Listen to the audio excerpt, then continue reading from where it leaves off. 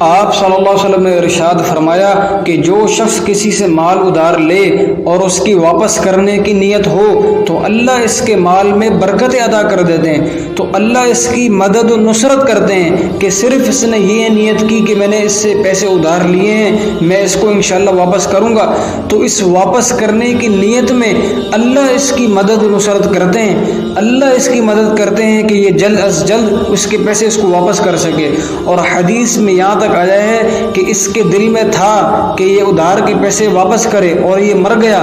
تو آخرت میں اللہ اس کی طرف سے مال واپس کریں گے صرف اس کی اچھی نیت کی وجہ سے۔ اور پھر آپ صلی اللہ علیہ وسلم نے فرمایا کہ جو شخص کسی سے مال ادھار لے اور اس کی واپس کرنے کی نیت نہ ہو تو اللہ اس کے مال میں بے برکتی پیدا کر دیتے ہیں، وہ مال اس کے بھی کسی کام کا نہیں رہتا۔